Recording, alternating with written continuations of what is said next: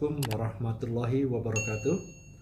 Rekan-rekan pejuang ekspor di seluruh Indonesia, Alhamdulillah, segala puja dan puji kita panjatkan kehadirat Allah SWT yang telah menganugerahkan kepada kita semua kesehatan lahir dan batin, dan insya Allah juga nikmat yang tidak terkira yang telah kita terima selama ini. Salam dan salawat kita haturkan juga kepada junjungan Nabi besar Muhammad SAW yang telah memberikan kepada kita semua contoh suri teladan terbaik di dalam tata cara berkehidupan, khususnya juga di dalam perdagangan. Rasulullah SAW beliau adalah pedagang ulun dan juga seorang eksportir. Rekan-rekan pejuang ekspor ya, Alhamdulillah ini saya 1 minggu lebih nih, Alhamdulillah ada sedikit masalah kesehatan diberikan oleh Allah untuk istirahat sejenak, di mana bulan November kemarin full keliling kota luar Jawa maupun di Jawa, sehingga mungkin ini tenaga terforsir ya, sehingga kegiatan membuat channel ini vakum sekali. Tetapi Alhamdulillah saya pribadi sangat bersemangat melihat respon rekan-rekan semua yang ingin belajar melalui kontak saya, konsultasi ataupun melalui saluran komentar di channel ini. Alhamdulillah ini membuat saya bersemangat. Semoga channel yang saya bangun ini bisa memberikan manfaat besar bagi Anda semua. Nah rekan-rekan, di dalam beberapa hal terkait dengan channel ini ada beberapa testimoni yang mereka sudah menerapkan, mengaplikasikan di dalam bagaimana mereka mulai melakukan bisnis ekspor. Ada juga yang mengembangkan di dalam bisnis lokal juga dengan cara yang seperti yang telah kita ikuti. Contohnya seperti bagaimana cara meningkatkan kapasitas suplai Anda. Walaupun produksi Anda sudah masih kecil, tetapi Anda bisa mensuplai kebutuhan calon customer Anda dengan kapasitas yang lebih besar. Nah itu yang ada yang di seri yang lalu sudah kita sampaikan. Nah ini ada juga yang sudah berikan testimoni dan berjalan Alhamdulillah.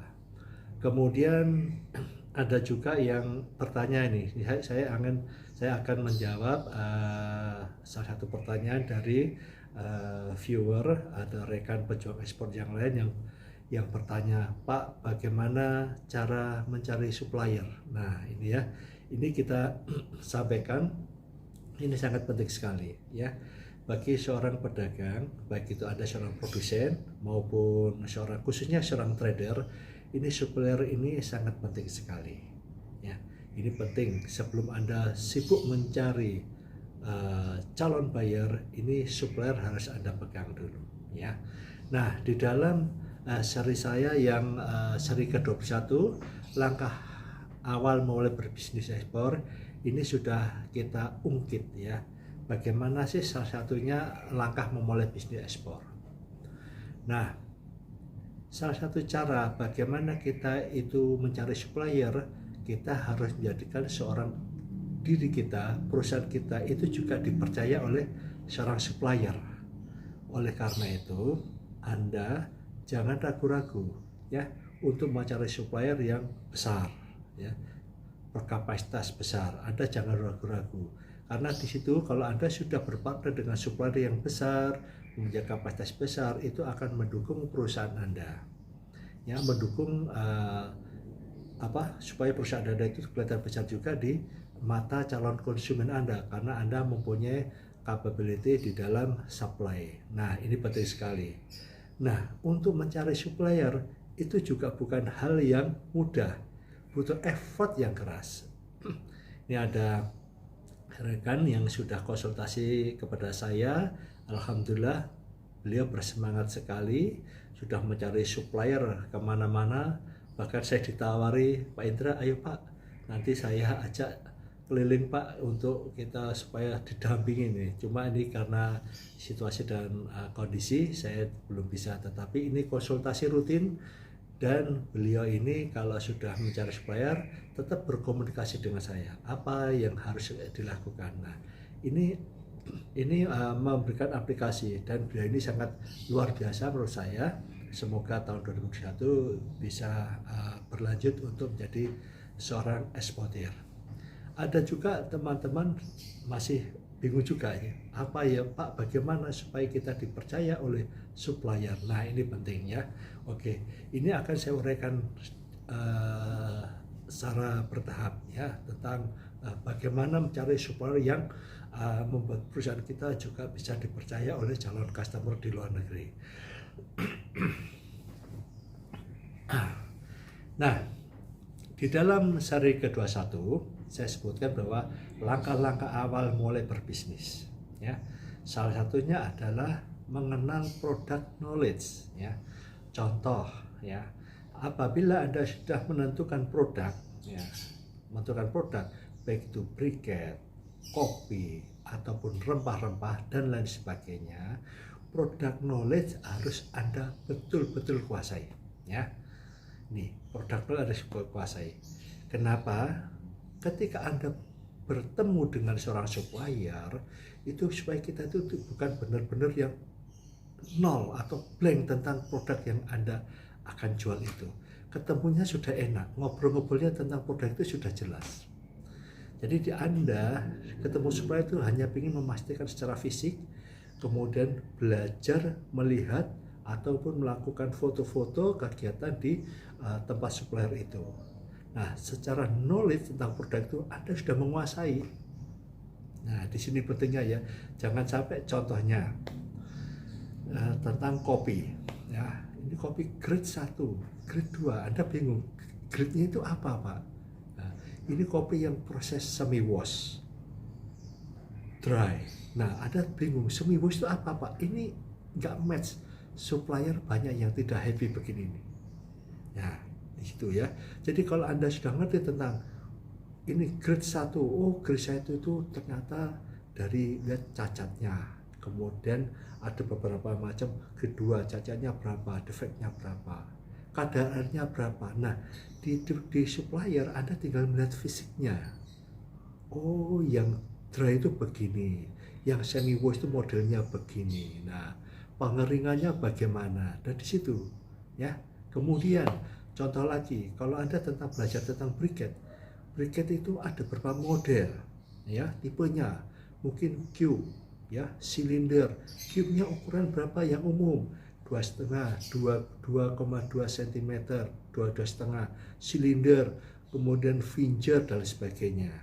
Nah, Anda prosesnya tahu, mulai pengayakan, bender, proses sampai pencetakan, Anda melihat itu produk knowledge-nya Anda kuasai semua. Jadi ketika datang ke supplier, Anda tinggal ngecek fisiknya, Anda foto, kemudian Anda tes, lakukan tes terhadap produk itu. Insya Allah supplier juga akan senang karena calon partnernya ini paham tentang produk yang akan dijual. Ya, Anda tidak boleh sekali-sekali datang ke supplier dalam keadaan blank, ya, blank, tidak tahu apa ya bentuk ada produknya, produk knowledge-nya, prosesnya. Nah, di situ. Kemudian Anda boleh bertanya kepada supplier tentang packagingnya, bagaimana modelnya. Jadi Anda di situ itu ke supplier itu melihat secara fisik. Ya, di situ. Satu ya, produk knowledge harus Anda kuasai. Yang kedua, Anda datang kepada supplier itu bukan atas nama pribadi, tapi atas nama perusahaan. Ingat, Anda akan jadi seorang eksportir. Perusahaan Anda itu berorientasi ekspor. Jadi Anda datang dari perusahaan, langsung perkenalkan. Anda bawa kartu nama. Pak, kami dari CV Adipati Jaya Abadi misalkan. Kami ingin melakukan rencana ekspor ke beberapa negara. Kami membutuhkan support dari perusahaan Bapak. Perkenalkan kartu nama Anda sebagai owner perusahaan tersebut. Di situ, ya. Jadi Anda datang, jangan datang terus belum punya perusahaan, Pak. Anda harus punya nama perusahaan, Anda punya kartu nama, ya. Bagaimana legalitasnya? Anda urus belakangan tidak apa-apa secara paralel, tapi pada Anda datang sudah punya kartu nama dan punya nama perusahaan. Nah, di situ. Ya, saran saya untuk perusahaan, saran saya langsung aja yang berbadan hukum ya, CV, karena prosesnya juga mudah, murah. dinotaris paling maksimal 1,5 juta lah. Nah di situ itu yang harus Anda lakukan. Ketiga, siapkan company profile perusahaan Anda, ya. Anda tujukan kepada supplier bahwa Anda itu benar-benar serius. Anda buat susunan company profile. Anda boleh contoh, cari di Google contoh company profile. Sederhana saja, ya. Nggak perlu dicetak, cukup dibuat PDF, dicetak kertas berwarna dan sebagainya. Tunjukkan ini profil perusahaan Anda dan sebagainya. Nah ini penting sekali. Ya, jadi supplier kalau ketemu Anda itu mereka sudah sangat senang, ya. Kemudian karena beberapa supplier yang sudah eksis itu juga banyak yang tidak mau berhubungan dengan trader lokal, ya, ada. Tetapi masih banyak teman-teman pabrikan, supplier yang tetap membutuhkan, ya. Pada intinya siapapun perusahaan level berapapun itu mereka mestinya mau dibantu untuk menjual produknya. Ini pengalaman saya. Tapi ada juga yang memang tidak mau dibantu. Nah, bagaimana caranya? Nah, yang keempat, cara bahasanya, ya. Jangan Anda seolah-olah ini jadi pembeli, ya. Jadi jangan juga bilang kami akan membantu perusahaan Anda. Nah, Anda belum punya record untuk membantu, ya. Jadi Pak, kami tolong dibantu. Nah, kebalikannya, ya. Pak, tolong kami dibantu untuk mendapatkan produk-produk dari Bapak yang akan saya jual ke luar negeri, ya. Karena pengalaman saya pribadi dulu, saya ada salah kata, saya membantu menjualkan, Pak, ternyata mereka nggak mau dibantu, ya. Kami sudah sibuk, Pak, ngurusi kontrak-kontrak saya yang besar. Nah, memang perusahaan-perusahaan besar mereka. Begitu, ya. Jadi itu. Nah, langkah kelima. Ini untuk perusahaan-perusahaan yang sudah multinasional, perusahaan-perusahaan yang besar, ya, dia sudah ekspor kemana-mana. Nah, ini Anda juga harus bisa menyampaikan bahasa yang baik, ya. Contohnya, misalkan, ini biasanya saya lakukan kalau saya mengikuti jadi visitor di Trade Expo Indonesia, kemudian saya ingin menjualkan produk perusahaan besar, itu cara Anda menyampaikan salah satunya begini. Perusahaan-perusahaan yang besar itu rata-rata juga sudah mempunyai agent ataupun branch di luar negeri, ya. Agent commission, apakah ada brand di luar negeri. Nah, di situ, ya, dia sudah punya pasar yang sudah settle. Nah, ini jangan diganggu, ya. Itu sangat bahaya sekali, ya. Kalau Anda sempat masuk di sana terus ada kompetitor di mana sumbernya itu dari pabrik dia, itu bisa bermasalah bagi perusahaan Anda yang baru merintis. Nah, bagaimana caranya? Kalau Anda bisa melakukan pendekatan kepada marketing manager, direktur marketingnya, itu kalau Anda ingin menawarkan menjadi trader atau menjadi marketing mereka, ya, secara freelance, Anda tanyakan, Pak, negara mana yang bisa kami masuki, ya. Jadi mungkin ada beberapa negara yang belum dimasuki. Nah, di situ, ya, jangan Anda sembarangan masuk di negara. Bisa jadi mereka itu sudah punya wilayah-wilayah negara yang sudah di-handle oleh agent commission ataupun branch mereka. Jadi mereka itu sudah mempunyai aturan ketat. Jadi Anda tanyanya kepada mereka adalah negara mana yang bisa kami masuki. Kalau mereka mengatakan bebas, Pak, negara manapun bisa, ya, itu oke, Anda bebas. Tapi kalau negara itu adalah negara yang sudah ditentukan, dia akan, oh, ini masih kosong, ini bisa Anda masukin. Nah, jangan mengganggu wilayah mereka, ya. Karena ada produk sama, itu sudah ada komitmen dengan agent-agent yang ada di luar negeri. Jadi tidak boleh ada barang masuk di sana kecuali melalui agent mereka atau branch mereka, ya, di situ. Nah, ini adalah beberapa tip, ya, yang saya sampaikan kepada Anda. Nah, silakan Anda berburu, jangan terlalu banyak mencari supplier, ya. Lakukan dulu, ya, cari supplier 1, 2, 3 saja cukup, ya. Kemudian setelah dapat, Anda close supplier itu. Arti dalam close itu Anda benar-benar dekat dengan mereka. baik Anda sudah dapat order maupun belum, Anda harus mengenal mereka dengan baik, ya. Nah di situ ya sudut-sudut perusahaannya, sudut-sudut apa ya, lingkungan pabrik, lingkungannya. Bahkan saya dulu sering nginep di tempatnya supplier itu ya, di situ. Terus kemudian saya berbaur dengan mereka dan sebagainya. Nah insya Allah kalau Anda sudah mendapatkan supplier, kemudian Anda sudah membantu mempromosikan, kemudian Anda sudah bisa melakukan ekspor, supplier juga akan trust kepada Anda. Nah di dalam mencari supplier nanti Anda akan ketemu benar-benar supplier itu yang benar-benar membantu support bisnis kita, dan supplier itu benar-benar apa ya, sangat mendukung tentang kegiatan kita itu kalau kita sudah melakukan ekspor. Nah ini mereka sama-sama simbiosis mutualisme ya, sama-sama memberikan keuntungan ya di situ. Ini yang kami lakukan di kopi maupun di briket itu, kami sangat dekat sekali. Bahkan khususnya di kopi itu, bahkan ketika dapat order besar pun saya tidak melakukan apa-apa, karena waktu itu pernah saya umroh dapat order 1 kontainer, semua dihandle oleh supplier ya, dihandle oleh supplier sendiri. Jadi ini akan membentuk satu trust. Nah ini kerjasama ini yang tentunya akan sangat baik Anda lakukan ya. Oke rekan-rekan ya, jadi saya kira tidak terlalu banyak yang saya sampaikan. Memang pertama carilah supplier itu sebaik-baiknya ya.